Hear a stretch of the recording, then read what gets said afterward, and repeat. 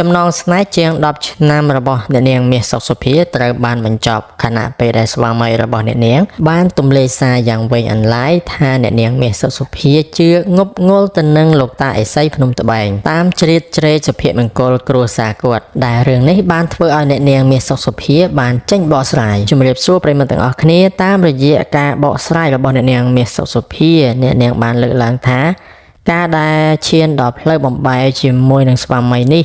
គឺអ្នកនាងនៅតែដាក់កំហុសទៅលើស្វាមីរបស់អ្នកនាងថាជាអ្នកបង្កើតបញ្ហាហើយសម្រាប់អ្នកនាងគឺនៅតែរក្សាជំនឿជឿទៅលើលោកតាអេសីភ្នំត្បែងដដែលដោយនៅក្នុងនោះផងដែរអ្នកនាងមាសសុខសុភាបានធ្វើការរៀបរាប់ថា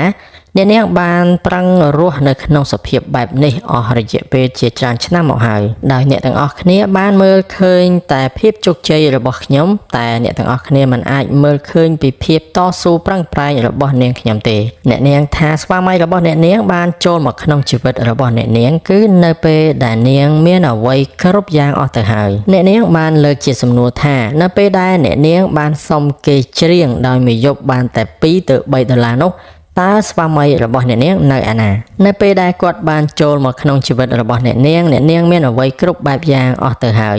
ចុះហេតុអ្វីគ្រាន់តែរក្សាមនុស្សម្នាក់នេះឲ្យបានល្អមិនបានដូច្នេះហើយតើនៅកាន់ដៃរបស់នាងដល់ពេលណាទៀតអ្នកគួរតែដោះលែងឲ្យព្រះរបស់ខ្ញុំកាន់ដៃខ្ញុំម្ដងពីព្រោះថាអ្នកអស់សមត្ថភាពហើយលើសពីនេះទៀតនោះអ្នកនាងមានសុខភាពបានបញ្ជាក់ផងដែរថាបើនិយាយទៅស្វាមីរបស់អ្នកនាង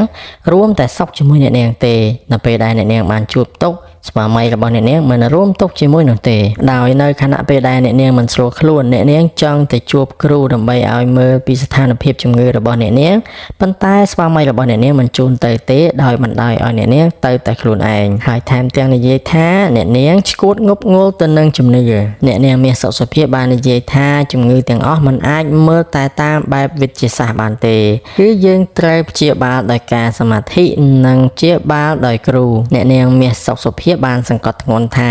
ខណៈពេលដែលអ្នកនាងកំពុងតែឈឺត្រូវការគ្រូដើម្បីមើលស្រាប់តែស្វាមីរបស់អ្នកនាងមិនជួយមើលទេមានតែពាក្យស្ដីបន្ទោសថែមជាពិសេសគឺប្រើពាក្យថានាងកំពុងតែឈួតដោយយកលុយទៅចំណាយខុសរបៀបគឺយកលុយទៅឲ្យគ្រូអញ្ចឹងហើយអ្នកនាងមានសុខភាពឆ្ងល់ថាតើស្វាមីរបស់អ្នកនាងស្រឡាញ់អ្នកនាងឬក៏ស្រឡាញ់លុយជាងអ្នកនាងមានសុខភាពបានលើកឡើងច្បាស់ថាមូលហេតុដែលអ្នកនាងបានសម្រេចទៅព្យាបាលជាមួយនឹងលោកឪសក់សភ្នំត្បែង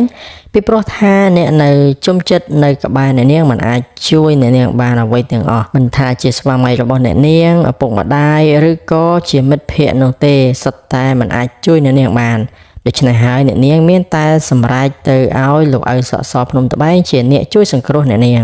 ហើយនៅទីបំផុតអ្នកនាងក៏បានជាស្បើយពីជំងឺបែបនោះ